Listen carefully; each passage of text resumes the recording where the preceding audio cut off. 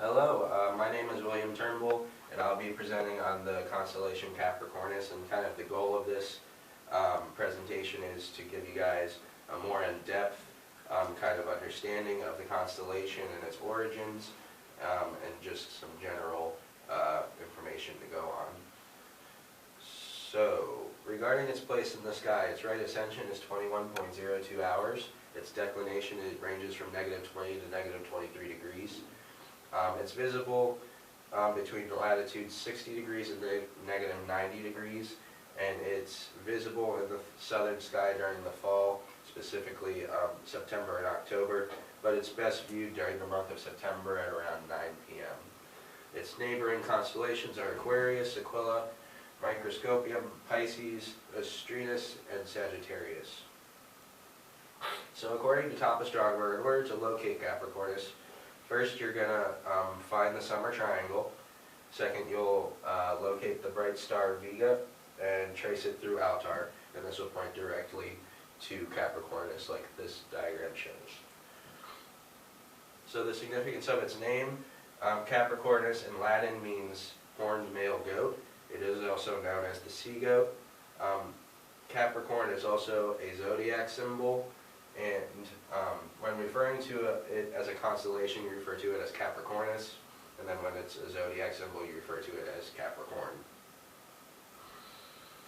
So about its mythology, the story starts with a sea goat, Perseus. A sea goat is simply a half goat, and then the lower half is a fishtail, like the one on the right.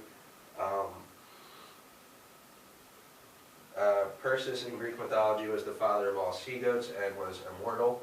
Sea goats had the ability to live in the ocean, they had the ability to think and speak, and they were even favored over the humans by the gods.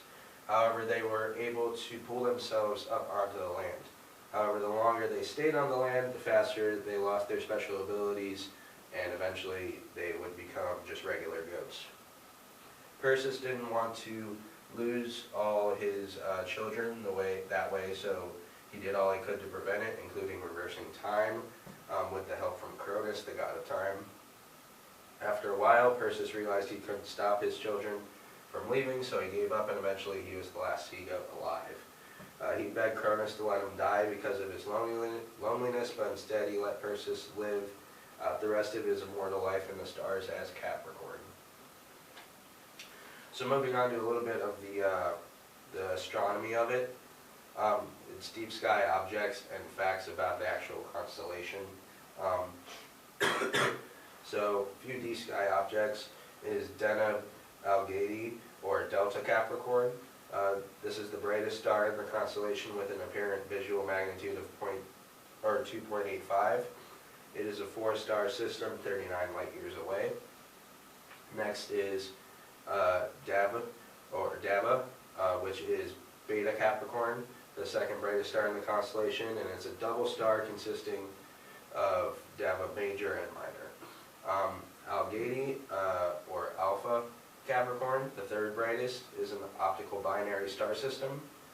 Nashira is the fourth brightest, and that is a blue-white type A giant star, and it varies in brightness by 0.03. And then finally there is Messier 30, which is a global cluster a globular cluster approximately 90 light years across, located at the bottom left of the constellation. And that's what it looks like, zoomed in, but it is right there on that little map of the constellation.